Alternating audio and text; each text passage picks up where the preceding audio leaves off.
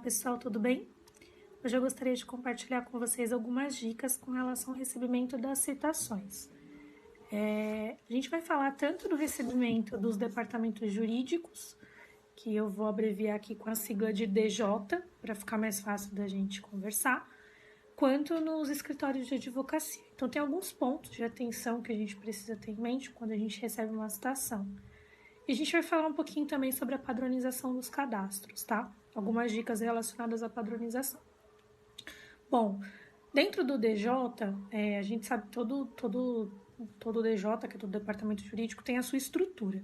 Então, é muito importante que a empresa pense num núcleo para centralizar as notificações e as citações que vão ser recebidas dos processos.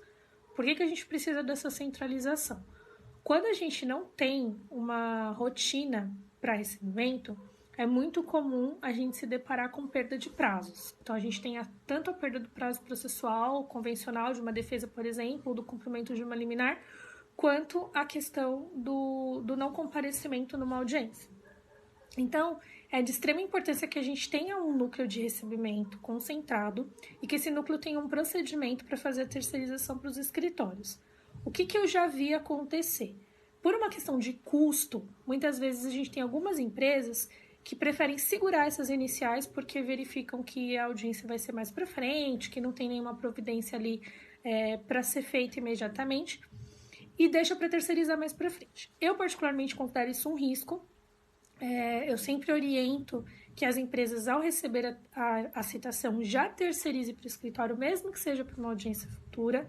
Se tiver que ser feito algum tipo de acordo em relação ao pagamento, seja feito de uma outra forma. Por quê? Quando você deixa essa inicial dentro da empresa, além de você correr o risco dela acabar passando, de em algum momento alguém não ver essa informação, você também corre o risco de ter uma alteração nesse processo e demorar a vinda da intimação. Então, de repente, o autor emenda a inicial e pede uma liminar com prazo exíguo para cumprimento. Você pode ter um prazo muito curto para receber esse documento, dar o cumprimento, passar para o escritório. Então, assim, a ideia é receber o inicial, já terceiriza. O mundo perfeito, né, o mundo ideal é que todo DJ tenha, toda empresa, né, e, consequentemente, o DJ trabalhem com um software jurídico. Então, a gente tem vários softwares no mercado direcionados a empresas, porque quando você tem o software, você consegue fazer com que o seu escritório faça a utilização desse software e você pode terceirizar essas demandas por lá. Então, aí já começa a questão da padronização. É de extrema importância que você tenha dentro do seu núcleo de DJ essa pessoa que vai receber as citações, que vai priorizar aquilo que é mais importante, que tem um prazo ali mais curto para cumprimento, e que ela terceirize essas demandas para o escritório, para os escritórios que trabalham para a empresa, diretamente pelo sistema. Então, é feita a terceirização, assim, com cadastro básico, com as informações que se tem ali à mão, número do processo, qual o tribunal que tramita, se é JEC, se é vara, qual é o assunto. Acho muito importante separar, né, setorizar por assunto a demanda, até para que você tenha um controle maior do que está acontecendo dentro do negócio, e enviar isso para o escritório. E aí cabe a padronização de combinar com o escritório qual é o tempo que ele vai ter para receber essa demanda e para completar o seu cadastro e, consequentemente, fazer, né, tomar as providências necessárias para dar continuidade. Normalmente, o prazo que é dado aí são de 48 horas úteis, tá? Então, recebeu, o escritório tem esse prazo para fazer o cadastro e para dar andamento naquilo que for necessário. O que é importante para o escritório em relação à citação e às intimações? Recebeu a citação do seu cliente, já faz o cadastro também no sistema interno, completa o sistema do cliente e, assim, completa com o máximo de informações que você puder. Então, coloca tudo que tiver ali de campo para o cliente ter a informação. Faz esse cadastro, replica esse cadastro para o seu sistema interno e, assim, já faz todas as anotações de prazo. Então, prazo de urgência, prazo de cumprimento de liminar, de comunicação da liminar para o cliente, prazo de habilitação. Prazo de habilitação é importantíssimo, tá?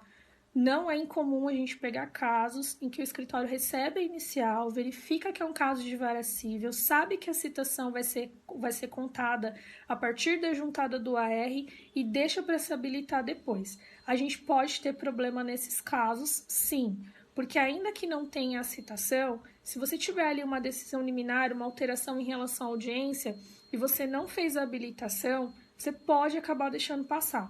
Ah, se habilita em todos os casos? Obviamente que não, né? Tem que ter uma análise estratégica do processo para ver se compensa você esperar a juntada do R ou não. De repente é um caso que o seu cliente precisa juntar documentos que ele não tem à mão. Então é óbvio que você não vai se habilitar no processo para começar a contar teu prazo de defesa e encurtar o prazo do cliente para procurar o documento necessário. Mas se você puder, se for algo mais simples, a regra é: chegou o processo, habilita. Faz o pedido de habilitação nos autos, entra com a habilitação já de pronto, para que você comece a receber as intimações desse processo. A gente tem aí um universo gigantesco de sistemas eletrônicos, é até algo que eu quero abordar futuramente. Então, a gente tem muito sistema eletrônico, a gente tem inúmeras formas de recebimento de intimação, temos sistemas que não disponibilizam intimação que não seja eletrônica, então você consegue diminuir o risco quando você já se habilita nos autos, tá? O que você precisa para você ter um bom cadastro?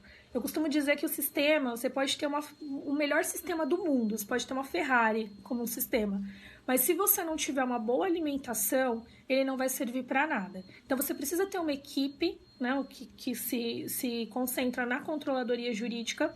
Dentro da sua CJ, que é a controladoria, você precisa ter um núcleo de cadastro, então é um núcleo que vai receber essa intimação do cliente através do sistema ou através do e-mail, se o cliente não tiver ainda o sistema. Ele vai fazer uma triagem, vai priorizar o cadastro, vai seguir esse fluxo de 48 horas, vai fazer o agendamento de providências para que você evite a perda de prazo, tá? A intenção maior é que você, além de ter um cadastro bem alimentado, um cadastro padronizado, você também tenha a redução do risco de perda de prazo.